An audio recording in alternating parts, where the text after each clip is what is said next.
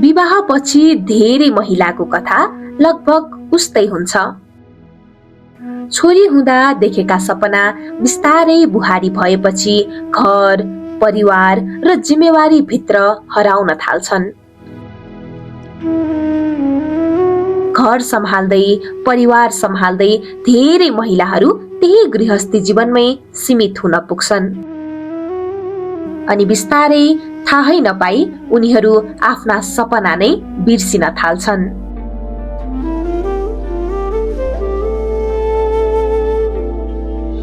तर यदि मनभित्र अझै केही गर्ने आँट बाँकी छ भने र कसैले निरन्तर तिमीले सक्छौ है भनेर विश्वास गरिरहन्छ भने एउटी महिलाले फेरि आफ्नै जीवनतिर फर्किने साहस गर्न सक्छिन्। उनी आफ्नो कथा आफै बदल्न सक्छिन् र आफ्नै पहिचान बनाउन सक्छिन्।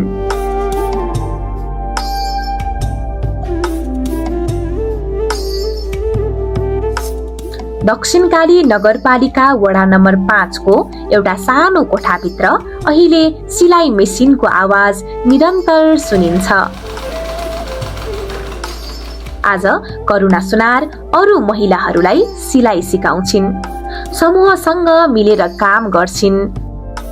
विद्यालयका पोसाकदेखि प्याड, मास्क, कुर्ता, दौरा सुरुवाल आदि इत्यादि सबै तयार गर्छिन्। एक समय आफ्नै सपना अधुरै छोडेकी करुणा आज अरू महिलाहरूलाई पनि आफ्नै खुट्टामा उभिन सक्ने बाटो सिकाइरहेकी छिन्। काभ्रे पलाञ्चोकको धुलीखेलमा जन्मिएकी करुणा सानैदेखि पढाइमा निकै राम्रो थिइन्। विद्यालय जान उनलाई असाध्यै मन पर्थ्यो। भविष्यका आफ्नै सपना थिए। तर 14 वर्षको उमेरमा जब उनको कक्षा 7 को अन्तिम परीक्षा चलिरहेको थियो, करुणा पहिलो पटक महिनावारी भइन्। त्यो बेला महिनावारी भएको छोरीले बुबा र दाजुभाइको अनुहार हेर्न हुँदैन भन्ने मान्यता थियो। करुणा आफ्ना दाइसँग एउटै विद्यालयमा पढ्थिन् र त्यसैले परीक्षा चलिरहँदा उनले अन्तिम परीक्षा भने दिन पाएनन्। उनलाई समाजको चलन अनुसार केही दिन फुपूको घरमा राखिएको थियो। सबै साथीहरू अगाडि बढे, करुणा भने कक्षा 7 मै रोकिन्। उनले फेरि विद्यालय जान त खोजिन्, तर अब समस्या पढाइको मात्रै थिएन। उमेरले अरू साथीहरू भन्दा ठूली देखिन्थिन्। कतिपयले जिस्क्याउँथे, शरीर छोएर अपमान गर्थे, मोटी भनेर बोलाउँथे। त्यो समय सम्झदै करुणा भन्छिन्, साथीहरूले जिस्काउँदा क्लासमा ढोका लगाउने, अब अँध्यारोमा राख्दिने, अनि भनौँ त्यस्तो टर्चरहरू त्यस्तो हुँदाखेरि चाहिँ आफैलाई कस्तो नरमाइलो फिल हुन्थ्यो। अनि म रोएर मात्र बस्थेँ के। बिस्तारै करुणाभित्र हीनताबोध बढ्दै गयो। पढ्न मन भने अझै थियो, तर यति ठुलो भएर पनि 7 कक्षामा पढ्ने भन्ने प्रश्नहरूले गर्दा अन्ततः करुणाले विद्यालय नै छोडिन्। पढाइ छुटेपछि करुणाका बुबाले छोरीले कम्तीमा एउटा सिप त सिक्नुपर्छ भन्ने सोच्नुभयो। त्यसपछि करुणालाई सिलाई सिक्न पठाइयो। उनलाई सिलाइप्रति सानैदेखि रुचि थियो, तर त्यो यात्रा पनि धेरै लामो जान पाएन।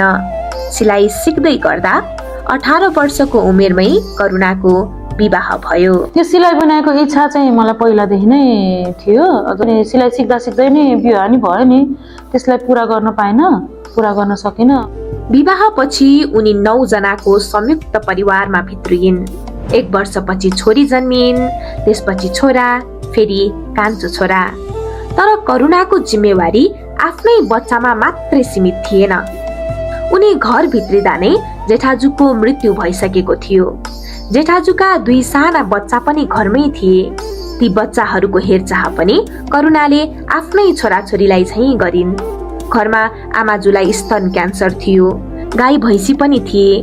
घर, खेत, बच्चा, बिरामी दिनहरू जिम्मेवारीमै बित्न थाले। तर उनको एउटा इच्छा भने कहिल्यै मरेन, पढ्ने इच्छा, केही गर्ने इच्छा अनि आफ्नो खुट्टामा आफै उभिने इच्छा।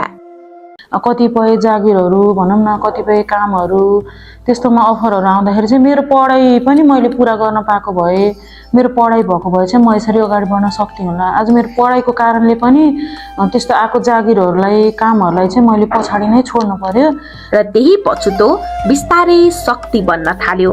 र त्यही बेला करुणाले एउटा सिलाइ तालिमबारे थाहा पाइन् जुन रुक्मिनी फाउन्डेसनले सञ्चालन गरेको थियो।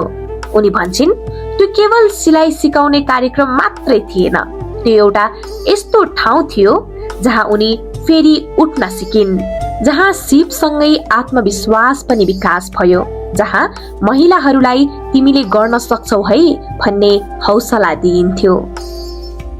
करुणा भन्छिन् रुक्मिनीले उनलाई केवल तालिममै मात्र सीमित राखेन, उनलाई फेरि पढाइमा फर्किने हौसला पनि दियो।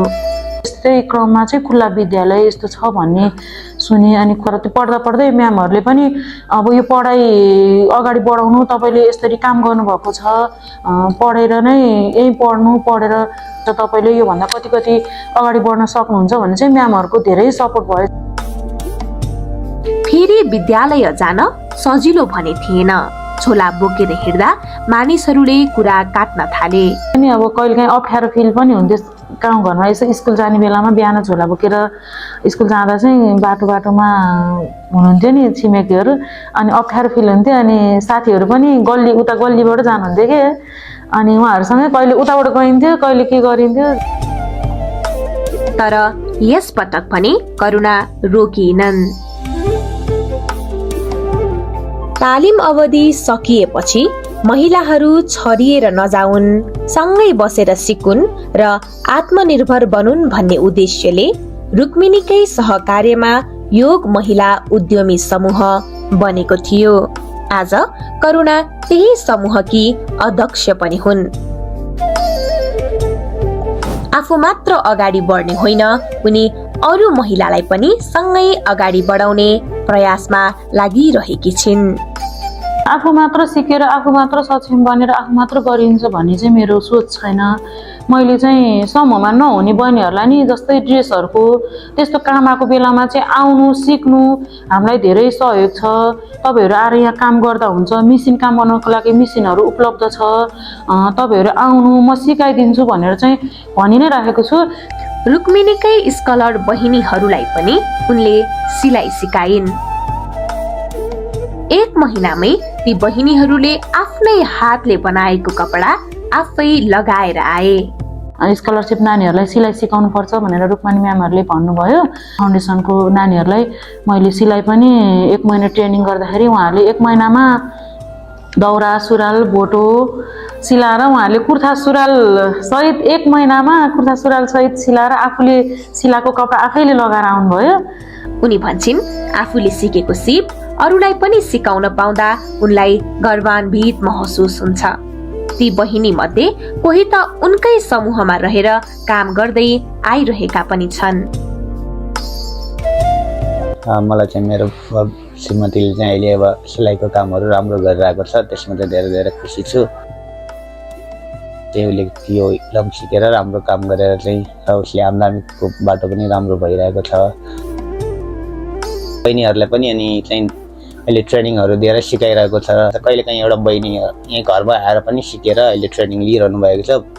त्यसको लागि चाहिँ धेरै धेरै खुसी लागेको छ मलाई चाहिँ। उदेखि चाहिँ धेरै गर्व गर्छु।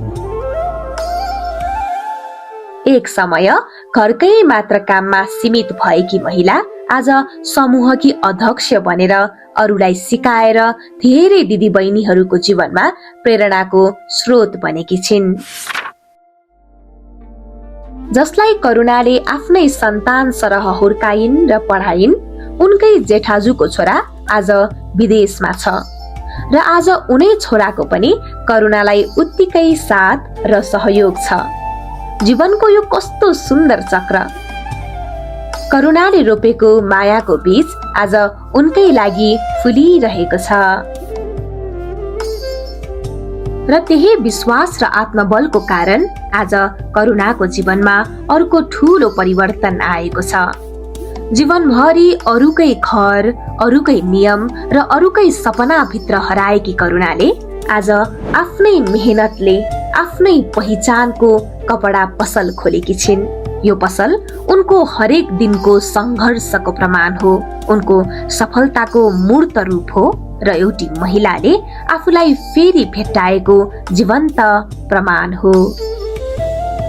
रुक्मिणी प्रतिष्ठानले करुणालाई केवल सिलाइ सिकाउने ठाउँ मात्रै दिएन, उनलाई फेरि सपना देख्न सिकायो, पढाइमा फर्किने बाटो खोलिदियो र आत्मनिर्भर बन्ने अवसरसँग जोडिदियो।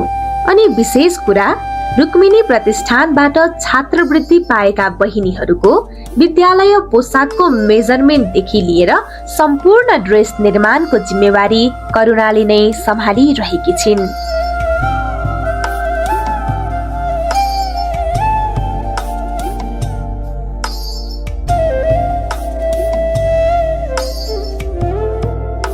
अफिसका स्टाफहरूको दैनिक ड्रेसदेखि विशेष कार्यक्रमका पोसाकसम्म पनि उनी नै सिलाउँछिन्, जसले उनलाई अझ जिम्मेवार र सार्थक बनाएको छ।